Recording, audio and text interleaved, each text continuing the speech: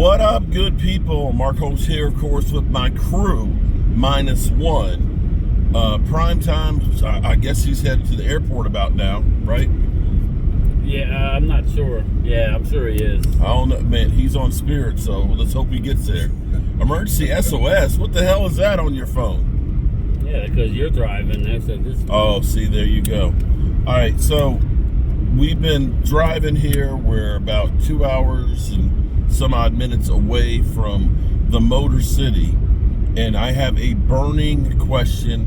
This is everything when it comes to the draft, okay? This is the most important question going into the draft here. Okay? I don't mean to put any pressure on you. Deep dish pizza or there you hot go. dogs? What are we eating for dinner? Yeah. Okay, that's the hardest decision every day. I'll tell you Honey, one thing. what do you want for dinner? I don't know. We stopped in Cleveland. We're in Ohio, and we stopped to get gas, and it's cold, people. It got cold quick. It's 42 degrees right now. But I mean, it seemed a little worse. It's at 42 and rain off and on. And we got the air on. And jackets on. Yeah. Because we're grumpy old men. And David. All right, so what are we doing the Coney Island hot dogs? Are we doing the tacos? Are we going for the deep dish? I got to do deep dish while I'm here, so I ain't doing tacos, so no. More than likely. That violates, I think that might consider violating the no bean rule. What would be the tacos? Yeah, I don't think that's a You can do tacos without beans. I know you can, but I don't trust it. I don't. Okay, maybe we should do tacos the last day. Yeah. Well, on Saturday, because, no. Then again, we're going to be in the car. Yeah, Forget no bean. Look, no you can bean have roll. whatever you want. Me and No Dave are bean going to roll. go get some deep dish pizza. Okay. Yeah, we can do the deep dish pizza. All right. So we were talking about Mike McCarthy. Okay? Mike McCarthy has hired an agent, apparently a ringer, who knows what he's doing as far as coaches. I know everybody is like, get rid of Mike McCarthy. But I'm going to go through and I'm going to say the same thing I say when everybody says, get rid of Dak Prescott. I'm okay with that. But you have to have me a plan of what's going to be better. So, Sean Payton, which was a guy that people wanted, he's tied up in Denver and there's question marks about him. You get rid of Mike McCarthy, who's the coach? Who do you want to bring in here? I have my guess, but... Who? Mike Zimmer? Zimmer or Belichick. One of the two. Okay. And they would probably interview them both. That would be interesting. Here's the deal with Belichick. Speed check reported ahead on I-80. I actually think Belichick is old enough to just take the job in Dallas because he ain't going to have too many more opportunities. He had how many interviews and how many job offers? Well, he also had his owner basically screwing him over. You know, I would think Zimmer, to be honest with you. I don't know that they want a figure such as Belichick inside the star. I don't think there's enough air in a building for Jerry and Belichick in the same building. So, well, here's how it could work. I don't know that Belichick is the best at picking quarterbacks now, and personnel moves seem to be an issue. Yeah, he's not a good evaluator. Well, he's not a good drafter. The good thing is Dallas, he wouldn't have to be. But he is a free agent type of guy. He is a guy. Oh my God! You know, they were basically known as. He would always trade away his talent. He would trade away his talent, but then he would bring in players. I mean, like Randy Moss. Yeah, that's and true. Things. What they got to be known for was, you can come in here, play cheap. You're going to get a name, a chance for a Super Bowl, and then you can go someplace else and get paid. And that's what they were able to do. They were able to bring in a lot of talent. Now, he had no problem. I remember he took a Pro Bowl Pro Bowl guard and traded him during training camp to Miami and got draft picks. And he was forever trading with the Cleveland Browns because, you know, when you were trading with Cleveland was always going to be bad. So you were going to get high draft picks. So you could say that would work as far as the offense. He's be a defensive mind guy. But the question you have to ask is, at his age, is this a case of like Tom Landry, where the game is kind of passed him by? Yeah. Okay. And Mike Zimmer, again, you start to look now, the trend of all of the coaches right now are younger guys. You know, your Kyle Shanahan's now, your Gerard Mayo now in New England, Antonio Pierce with the Raiders, what's his name with the Texans. You're seeing all these younger guys now that actually can relate to the players better, as opposed to these old, you know. And the other thing about Belichick is Belichick doesn't want the noise. He doesn't want you out there talking and doing all that stuff. That's kind of opposite of what Jerry Jones is about. Yeah, and I think, as we touched on, Mike McCarthy has hired an agent. He hired he's a power agent, and I think it's to stay in Dallas. I think it is too. I really don't think the Cowboys want to move on from a coach who's won 3 straight 12-win seasons. You can say whatever you want. He has a Super Bowl. I know we touched on it. They didn't move away from Dave Campbell after the third 5-11 season. They didn't move on. Yeah, they didn't move on from Jason Garrett after 8-8 seasons. After a 10-year period when everybody in the world knew that he wasn't the guy, but he was the guy for them because he kept his mouth shut and let them do what they want. You know, he would make dinner with, whatever ingredients they gave him. Now, what if let's say, think about this for a second. Ask and tell me if this is a stretch. Dak Prescott ended up with 36 TDs and 9 interceptions, and you think about how slow the season started off. It was. If they played basically the way they did, the way the season ended, and getting to know the system. What if Dak Prescott ends up with 40 TD passes in the season and like 4,800 yards? Yeah. Well, it's kind of hard to say he doesn't know what the fuck he's doing, and we got to get rid of him and replace him, because you look at the progression he's done with Dak Prescott as a quarterback. Now, you were saying that Dak is not necessarily Mike McCarthy's guy. Well, yeah, that's because what you've heard. Well, Bobby Belt had brought it up a couple weeks ago. Bobby Belt. He was asked a question, and Bobby's not a McCarthy guy, or a Broadus. Either one of them like McCarthy. So I wonder why that is. Just keep that in mind. Well, they say he had a habit of not showing up early. Not a guy who was always in the office, so to speak. I don't know about now, but I'm talking about when he was in Green Bay. So, but listen, McCarthy has an out. He can say, listen, Dak was never my quarterback. So I don't know what he feels, but they feel like McCarthy would be just as well move on from Dak. So, well, you keep an eye on Trey Lance. If he looks good. If you're doing that, then you're looking down the road at Mike McCarthy, because you're not going to bring in a quarterback and instantly have necessarily excess. That's when you're talking about basically rebuilding. That's why I think it's all in this year, and all in with the young guys and the draft picks. Let's face I got you again, didn't I? Yeah. Well, let's face it. You fall for Dak can throw for 40 touchdowns and 5,000 yards. Mm-hmm. It don't matter. Really, in Dallas, I think I speak for all Dallas fans.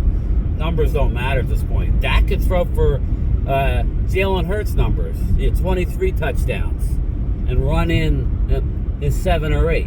Jalen Hurts numbers. Mm-hmm. Dak could do that, but if we go to the Super Bowl or win a couple playoff games and go to a championship game, then we would say that was a successful season for Dak Prescott. So it's less about the numbers for me and what do you do when you get to the playoffs. It's going to be don't talk about playoffs. It's going to be a frustrating year, people. Are you kidding me? Playoffs. Yeah. I'm just trying to get to the draft. You play to win the game. Oh, shit. Alrighty. And McCarthy says, You want to crown him? Then Crown his that ass. But we let him off the hook. Okay, we got 156 miles to go. Estimated arrival around 3 o'clock. 251. Well, we want the psychos that are waiting to get a jump on us. I wanted to at least get a 9-minute head start. Don't flatter yourself, okay? Talking about you. Don't flatter ourselves, I'll okay? just hide behind Chef David. Well, trust me, Fucking dumb. I'm not worth going to jail for, okay? Just not. I don't know, man. I see some of the comments. Yeah, it's easy to do that. That's one thing, okay? What, a keyboard? To be a keyboard warrior in your mama's basement and things. Battle the mama's basement. The other thing we could touch on here while we're still going here was we listened to James Slater on 105.3 The Fan. Jeez, And I'm going to say, I don't mean any disrespect, but I took a long nap. Okay, I know I was snoring because you ever snore so loud that you wake yourself up? And that's what happened. Okay, because you woke me up, and I was times driving. my head. I was like, is that a tractor trailer? Oh no, that's me. Okay, I thought it was a tractor trailer with the brake. Using engine brake braking. checking, yeah, it was engine braking. Oh no, that's me. Okay. But At least it was you were coming out listening to your nose. 105 The Fan, and I don't listen that often unless somebody says they're dissing the YouTubers or Yeah, the Sean G-Bag. Sharif, you put him right to sleep. Oh my God! You put him right to sleep. But you ever go to sleep and like the TV's on and you've got like a movie that's just bad on and you're kind of input into it and it sucks.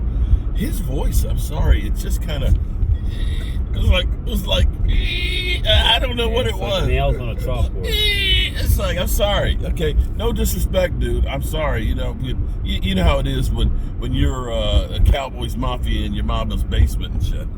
But be that as it may, listening to Jane Slater, shout out to you guys having the lovely and talented Jane Slater, whose dad is fed up with the Cowboys and Dak Prescott. Isn't that what I got from that? Yeah, about them losing. He can't stand, and that's how I think we all are. In fact, I will say the venom has lasted longer than usual. The fact that we are here literally one day away from the draft, that people aren't having Christmas dreams of the new pieces that are coming, that we're still fomenting about how bad the way the season ended. Nice catch on the phone there, buddy. I got breaking news. So. You got breaking news? I do. What breaking news? Breaking news here. Ian Rappaport. Oh, shit. Okay. The rap sheet. Okay. Amon-Ra St. Brown. Yet another Super Bowl contender. The Detroit Lions have earmarked Amon-Ra St. Brown and gave him a mega deal. He is not due for a contract. He was only in year 3, people. Wow. Again, you see this with Devontae Smith. Paying now. But actually paying it later. Okay, the deal is worth $120 million with $77 million guaranteed, which would make St. Brown the highest paid receiver in the NFL. Now, Cowboys just got screwed. So how much is that a year? Let me see the full story. Now, mind you, he had 315 catches for 35, 88, and 21 touchdowns over the first 3 seasons. So the CD's has way better numbers. So what is his number? So wait a minute, how much was that? How much agreed to a 4-year contract extension with the Lions. The 2021 4th-round pick is heading for how much? $120 million with 77 guaranteed. 4 times 3 is that's $30 million. Yeah. I mean, well, I was listening That's to the radio. Tariq, isn't it? Yeah, that's what Tariq makes, and rumor is that the CD's going to want 36 with inflation. Okay, so we can I don't know that he's going to get 36, but his agent's going to say, well, this is what it is now, but we're signing a 4 or 5 year deal. Is it safe to say that CD's price, the Cowboys just got screwed? Well, again? no, but it's I mean, you got Devontae Smith getting 25. It's less that than it is. Dallas is doing this to themselves. Yeah.